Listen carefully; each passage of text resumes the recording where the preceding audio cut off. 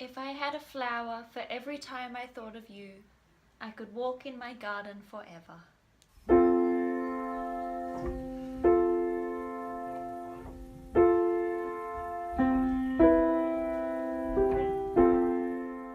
Happy Valentine's Day, everyone. I hope that you are having a splendid day. Whether your Valentine is a living, breathing human being or the book character of your dreams, I hope that your day spent with them is filled with romance. I have decided to celebrate Valentine's Day by deciding which book characters should and should not be in a relationship using the rip it or ship it tag. I was tagged in this by Seasons Readings a couple of weeks ago and decided that it would be the perfect tag to do on a day like today. So I've got all of my book characters at the ready in this pretty little cup, and we're going to draw them out 2 at a time and then decide whether or not that pair should be in a relationship and we ship it, or whether that pair should not be together and that we rip it.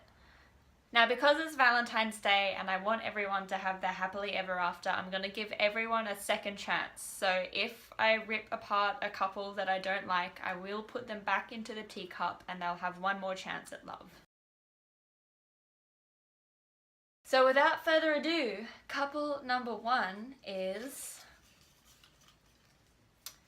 Belle from Beauty and the Beast and Maggie Fulchart from the Inkheart series. Oh my gosh, yes, absolutely. Whether it's a friendship or whether it's a romance, I think these two would be really, really sweet together, because Belle and Maggie are both absolute bookworms. You know, the fact that Belle sings about wanting to see more than what she has in her tiny little village, and the fact that Maggie can read characters in and out of books and stories, I think those two would have the greatest time, and Belle would just be absolutely smitten if she knew what Maggie could do. So yes, 100% ship it. That's adorable. Couple number 2, we're off to a great start here already, hey? Couple number 2 is Cersei Lannister and Bellatrix Lestrange, and again, yes, absolutely do I ship this. These two are like the evil queens of my heart. They're both evil, they're both driven and ambitious and powerful, and they're both a little bit too obsessive when it comes to the people that they love. So I think that no one would make a better pair than Bellatrix and Cersei. I totally ship that. I don't care how it happens, but it's gonna be great. Holy, this is going really well. What a happy Valentine's Day. Couple number 3. Bilbo Baggins. Oh, Bilbo. And... oh, Willy Wonka. Yes, I don't know why, but I kind of ship that too. Bilbo and Willy Wonka, they were just, I don't know, something about that really speaks to me. Couple number 4. Katniss Everdeen and Effie Trinket. No, clearly not. They butt heads all the time. Next up is Tyrion Lannister and Mary Poppins. They'd have very witty banter, I guess, because they both kind of have that in common.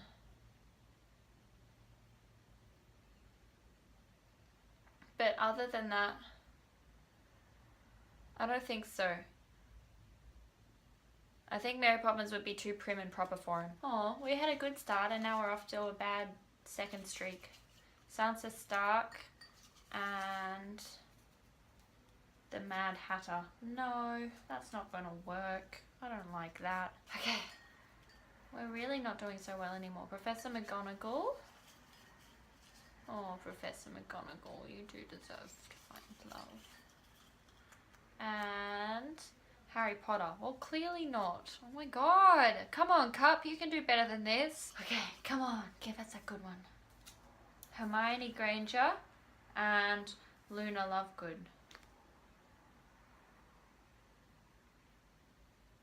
I think Luna Lovegood would frustrate Hermione because of her vagueness and her quirky nature. Like, they do make sweet friends, kind of. But even then, like, they're not actually close friends themselves. They're just in the same circle of friends, like friends via circumstance rather than friends because they get along. So no, I don't think so. Next, Edward Cullen and Draco Malfoy. Ooh, maybe. Oh my gosh, maybe. I don't know what it is about that, but something about that I like. Yeah, I don't know, I can't explain why, but I think I ship that one. I don't know why, but I do. Is that weird? Is it weird of me to ship that one? Maybe. Next, Klaus Baudelaire and Jon Snow. Nah. I mean, they'd kind of have like a John and Sam type friendship thing going on, I reckon.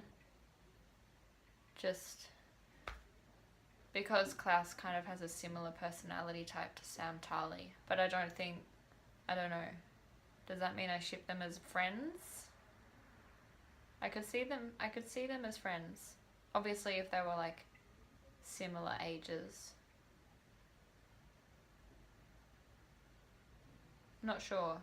Next, Neville Longbottom and Sam Tarly. Oh, that would be so cute. That would be so cute. Oh my gosh. Something in me likes that one too. I think I ship that. Next, Ginny Weasley and Mortimer Falchart from the Inkheart series. If they were the same age, maybe. I'm not sure. Maybe not.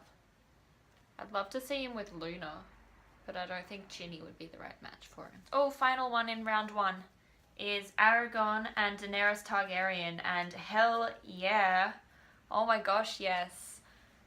She would be like the fiery queen of his dreams. She would be way better suited to him than Arwen was.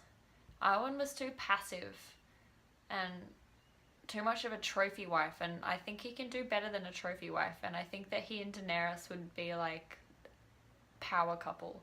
They would be power couple central. I can totally see that happening. So yes, absolutely. Round 2, couple 1, swap bear, swap, is Hermione Granger and Harry Potter. A lot of people do ship this, don't they? I don't really know why. Maybe it's just because of the fact that the books were written without them having any chemistry that I can't picture it. Or I'm not sure. I guess no, like I really can't picture it. But I know that that is a very strong ship for some people, and I wish I could see why. And maybe if anyone has any fanfic that they recommend to me that I could read, I will understand why, but at the moment I don't. Couple number 2 is Klaus Baudelaire and Katniss Everdeen.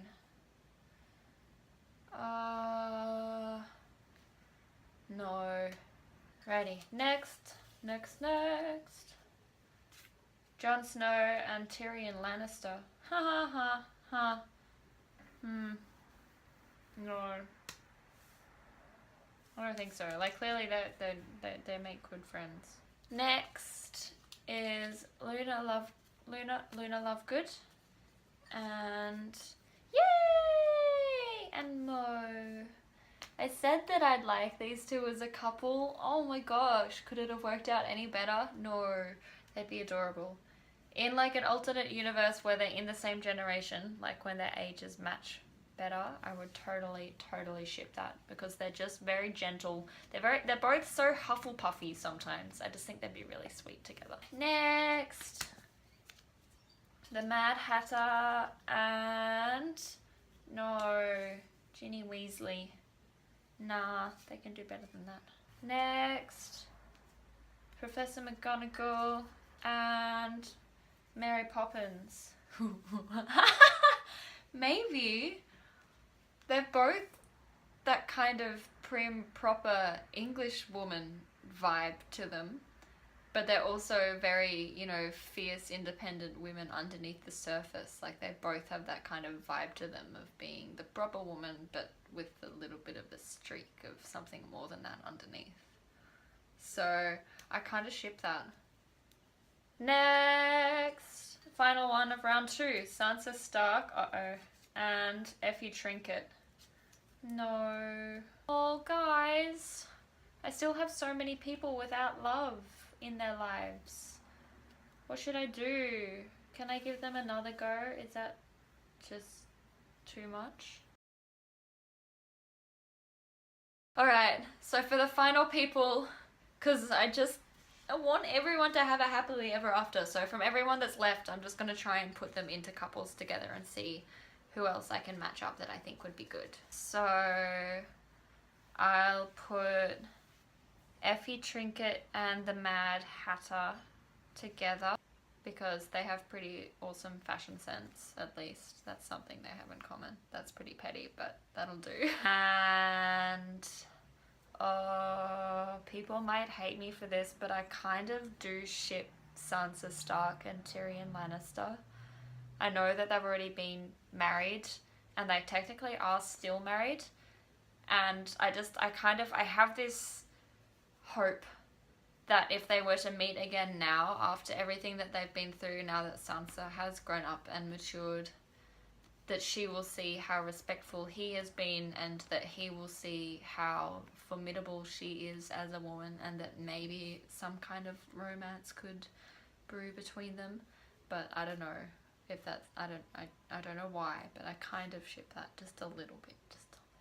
I'm probably going to get like a whole bunch of hate comments now, but whatever. Harry Potter and Katniss Everdeen, because they both have that kind of broody element to them, and they both have that chosen one-ness to them.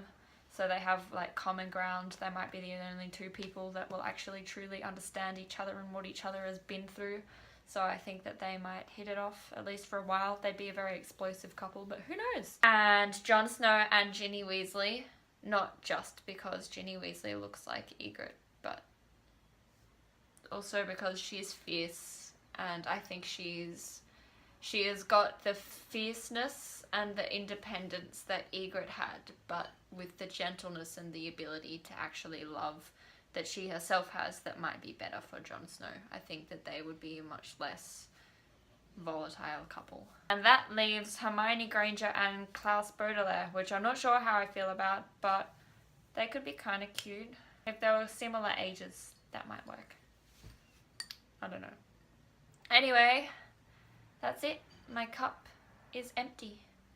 I have no more love to give.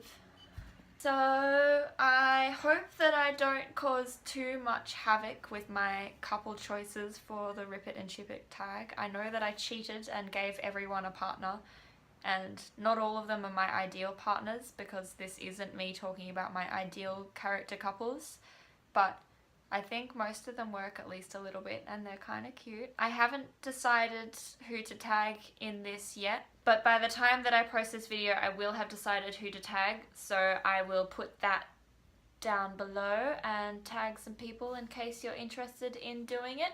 In the meanwhile, have a happy Valentine's Day. I will see you later this week, and until then, stay classic. I'm sure you're all wondering why I gathered you here today. Well, the truth is, I have some buttons for you to click.